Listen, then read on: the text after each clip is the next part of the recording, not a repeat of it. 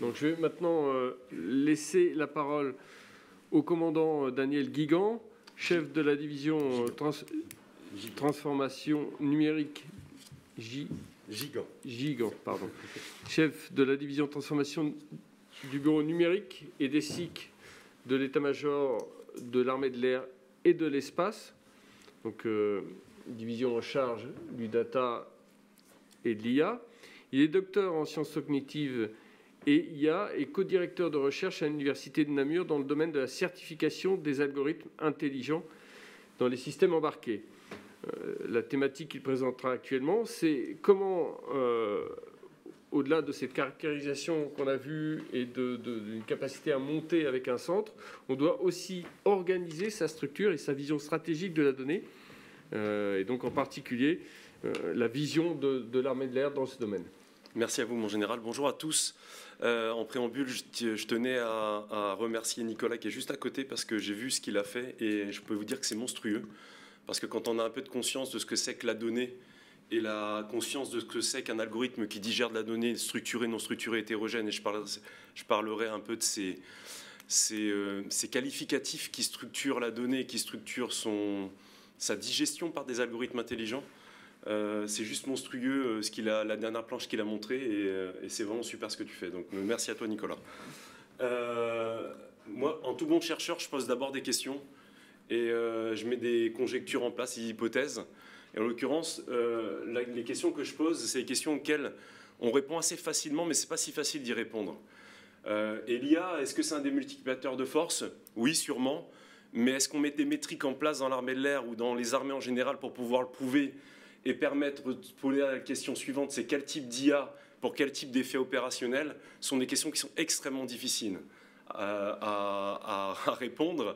Et qui donne du coup les questions suivantes. Quelles sont les transformations, les optimisations technologiques de l'intégration de l'IA aux spécificités de l'arme aérienne et aux spécificités du ministère de la Défense de manière générale? Et au final, la question que je pose, c'est quel type d'organisation de la donnée pour quel type d'IA? On parle souvent en fait de données massiques, donc de données en masse, de big data à travers une IA qui est une intelligence plutôt d'IA connexionniste. Mais il faut savoir qu'il y a pratiquement plus de 10 formes d'IA différentes et que l'applicabilité d'un type d'IA par rapport à un effet opérationnel doit être, à mon sens, métrée de meilleure manière. En tout cas, on doit mettre des métriques en place qui permettent d'évaluer cette différence.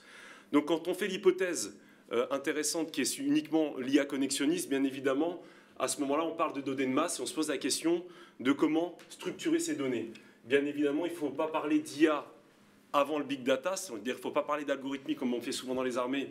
On parle d'IA en disant ok, on veut de l'IA. Déjà, ce n'est pas un objectif, c'est un moyen. Parfois, on définit un objet opérationnel et les gens disent je vais faire de l'IA. Non, c'est faux. On ne fait pas de l'IA. Parfois, on a des algorithmes statistiques, comme dont parlait l'ingénieur en chef Viest. Parfois, dans des données très structurées, un algorithme déterministe est suffisant. Faire de l'IA pour faire de l'IA, ça n'a pas vraiment d'intérêt. Et on se posera la question des qualificatifs de la donnée qui permettent une forme d'éligibilité à l'IA. Et c'est l'armée de l'air, à travers la connaissance qu'on en a, essaye de structurer cette idée de qu'est-ce qui fait qu'on va utiliser la donnée dans une forme d'IA dite connexionniste plutôt que dans une forme d'IA dite symbolique, sémantique, cognitif, et j'en passe et des meilleurs. Pour ça, l'armée de l'air s'est organisée. Alors là, je donne l'exemple d'activité, je passe parce que je n'ai pas beaucoup de temps. Mais l'idée, c'est de construire tout projet de l'armée de l'air autour de 2 piliers qui sont soutenus par le bureau numérique. Un pilier technique-opérationnel dans lequel on a la connaissance opérationnelle qui est mélangée à la connaissance technique de l'IA. Et un pilier politico-stratégique qui s'appuie sur les politiques de la donnée qui viennent de la DGNUM et qu'on est en train de produire aujourd'hui. Alors pour petit buzz entre guillemets de l'armée de l'air, je viens pratiquement de finir la gouvernance, l'écriture de la gouvernance de la donnée de l'armée de l'air, qui va être normalement signature avant la fin de l'année par le MGA, en tout cas je l'espère. Mais en tout cas moi j'ai fini mon travail, j'ai écrit le document. Donc ce bureau numérique qui est à l'interface de ces 2 piliers est lui-même organisé sur la notion du fil conducteur de la donnée. Et vous voyez qu'en fait, sa structure entre la division cyber, transformation numérique et SIC intervient sur tous les cycles de la donnée, de l'intégrité, de la sécurité, du traitement d'optimisation, qui est plutôt ma partie, et de la gouvernance, la pérennisation, et qui se base sur des process que Nicolas a extrêmement bien décrit, qui sont des process extrêmement puissants et qui sont difficiles à mettre en œuvre, c'est la notion de cartographie de la donnée. C'est-à-dire de véritablement regarder la donnée dont on a besoin, de la noter, de la structurer dans une base de données qui est en adéquation avec nos systèmes de force et permettre une algorithmie intelligente de appliquer des traitements intelligents pour nos systèmes de force.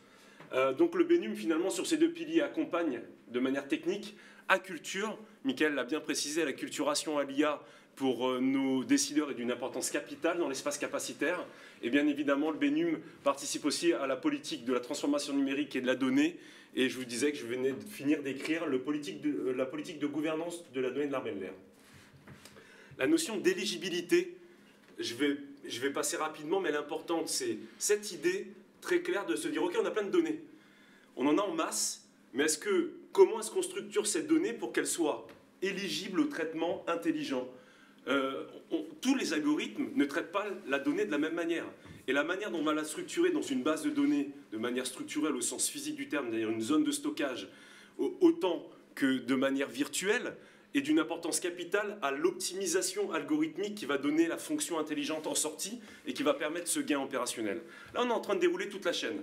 Et on sent bien qu'effectivement, le bas de la chaîne qui est la donnée est capital. Donc la qualité de la donnée pour une algorithmie intelligente bien choisie qui va donner l'effet opérationnel donné. Mais bien évidemment, j'ai parlé des métriques qui permettent d'évaluer l'IA, qui va permettre de savoir où placer cette IA et donc où placer cette donnée. Donc là, on a vraiment un schéma global de pensée. Et au final, là-dedans est résumé, non pas de manière exhaustive, mais au moins on pose des questions de base de qu'est-ce qu'il faut regarder correctement dans les piliers technico-ops et qu'est-ce qu'il faut ajuster dans le pilier stratégique pour pouvoir permettre une organisation de la donnée efficiente avec une architecture de stockage qui soit éligible à l'algorithmie intelligente. J'ai liste. Il faut se poser la question de la temporalité des données chaudes, données froides, vitesse d'acquisition, hétérogénéité, homogénéité. Bien évidemment, la puissance de l'IA s'exprime très clairement aussi dans la capacité à faire des corrélations entre les données qui n'existaient pas au départ. Et je fais le lien et la complémentarité, presque en conclusion, faire la différence entre les informations qui viennent des systèmes de celles qu'on utilise pour une digestion algorithmique qui va donner un effet d'IA. Tout à l'heure, Lycée Aviès parlait d'infobésité. Oui, mais au final, cette infobésité est nécessaire parfois aussi pour avoir un algorithme d'IA qui donne un effet d'intelligence artificielle prégnant dans les systèmes de force. Et il faut différencier finalement l'info qu'on donne en termes de décision, qui est le résultat algorithmique, de l'info qui est utilisée pour produire cet effet. Ce sont deux choses différentes. Et du coup, quand vous posez cette question, vous posez la question effectivement de la scalabilité des architectures, la virtualisation versus des process de type ETL qui sont Extract, Transformation and Loading, et l'idée du cloud. Et tout ça fait référence à un corpus documentaire que je suis en train d'écrire pour l'armée de l'air et qui finalement, agrégé de l'ensemble de ce corpus documentaire, va donner la stratégie de la donnée de l'armée de l'air. Donc la première étape, c'était la gouvernance. La deuxième étape, c'est d'autres documents de type politique de partage ou de valorisation de la donnée, politique d'éthique de la donnée. Et tous ces documents, quand vous les mettez bout à bout, vous créez finalement la stratégie de la donnée qui est liée à la connaissance algorithmique et technique qu'on a de l'IA. Voilà, merci à vous.